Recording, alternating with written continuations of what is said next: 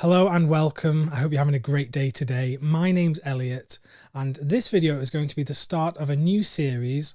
I'm going to be doing some recommendations for Criterion titles for you to consider during the Barnes & Noble sale. Each video is going to focus on a particular topic or subject. That could be a person or a country or a film movement. And I'm going to present a few titles that relate to that for your consideration. The focus on this first video is Orson Welles, the great filmmaker. And don't worry if the sale has ended and you're watching this after the fact. These recommendations still stand regardless of what price you pay for these films. So hopefully this should be relevant whenever you're watching. And these films are great. So let's just get into the Orson Welles goodness. The first Orson Welles film I want to talk about is actually his second feature. So this one came after Citizen Kane. It is The Magnificent Ambersons, and this is the Criterion edition, spine number 952, and it comes in this nice digipack packaging. The film is about this rich family as they're on the decline, and we see them crumbling into ruins. This isn't the most important thing to note about the film though. It's actually the production and the pretty tragic story behind how this film was made. Orson Welles made this with RKO, and the studio famously cut 40 minutes out of this film. And not only did they cut it from the film, they destroyed all of the cut footage. So the film that you watch here on the Criterion disc is an unfinished film, or not unfinished because it does have an ending that was remade by the studio. But this is not Orson Welles' original vision for the film. And you can see that this film is brilliant anyway, but what it could have been this absolute masterpiece. It's just so sad to know that it was made and we will just never ever see it. Orson Welles said later in his life that what happened with Ambersons was the greatest tragedy that he ever experienced in his life. And you can imagine if you put your heart and soul into a film that you're making, for the studio to not only cut the footage but destroy it completely. That's heart-wrenching, it really is. Not only is the film actually a great story in its existing condition, but it's good to own this just as a piece of cinematic history, and the story surrounding this, even though it's tragic, it's really good to investigate and actually learn about on the special features of this disc. So that's why I would recommend The Magnificent Ambersons. Next that I want to recommend for Orson Welles is Othello, and this is obviously a Shakespeare adaptation that Orson Welles directed and starred in. Welles was a huge fan of Shakespeare, and he made a number of adaptations from Shakespeare's plays for the screen, and I think Othello is one of the best. I won't go into the story of Othello here, I'm sure many of you are familiar with it already, but the reason I want to recommend this disc, or discs, is because there are two versions of the film. There's the European 1952 version on one disc, and then there's the UK and US 1955 version of the film, and both of them look stunning. This was a film that had a troubled production like many of Orson Welles' films. They shot in Morocco and in Venice, and some scenes were shot on one part of the world and then in another part of the world and spliced together to make it look like they weren't shot in two completely different places. And it's a brilliant feat of filmmaking what he managed to do with this in the editing room.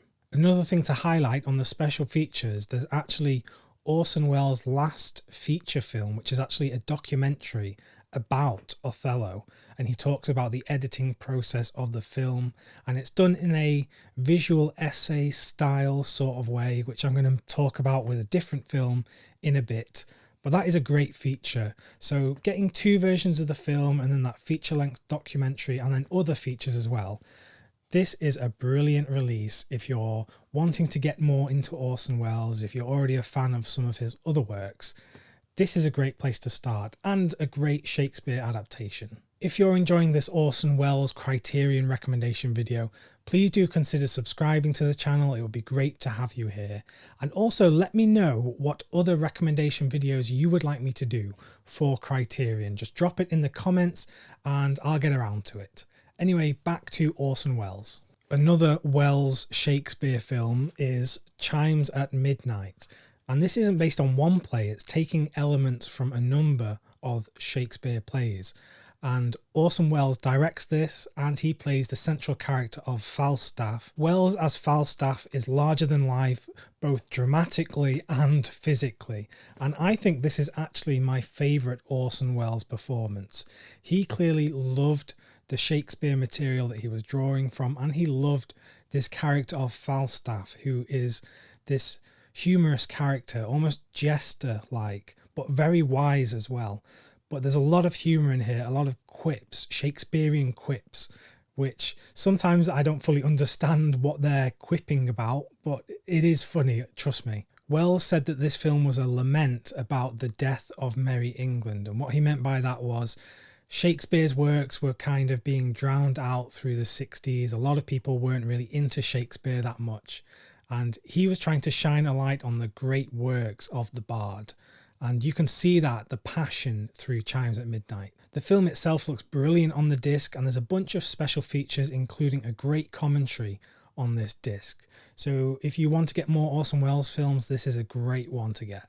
And the last of my Orson Welles recommendations for this Criterion Sale video is F for Fake. This is a visual essay type of film. It's not quite a documentary, but it's Welles looking at the trickery in the editing process and how you can take a bunch of disparate images and weave a story together. He looks at cinema and editing from a perspective of illusions and how you can really trick the mind of the viewer into believing a certain thing or thinking a certain thing. F for Fake is a primer for the modern video essay. The Every Frame of Painting YouTube channel did a video on Orson Welles and F for Fake, showing how this really set the tone for what a video essay can be. So it's a fascinating one to have, and I think Orson Welles is a genius, and he struggled throughout his career, but he really did have a lot of great things to say about filmmaking and editing. So I love F for Fake, and I would recommend this for anyone who wants to get more into the works of Orson Welles. So these are my 4 Orson Welles recommendations for your Barnes & Noble sale. I just realised I forgot to say all of the spine numbers, so let me go through them. So Magnificent Ambersons was 952. I think I did mention that. Othello is 870. Chimes at Midnight is 830. And F for Fake is 288. So I really do hope you can give these some good consideration. Let me know in the comments below if you're a fan of Orson Welles. I'd love to hear what your favourite Welles films are. And let me know if you'll be picking any of these up soon. That'll about do it for this video. I hope you can join me next time for another Criterion recommendation video. I'll be back very soon, but if you want to stick around on the channel, just click whatever video is going to appear over my head. I'm sure you can get some other great recommendations from me. So anyway, stay well and keep watching great films.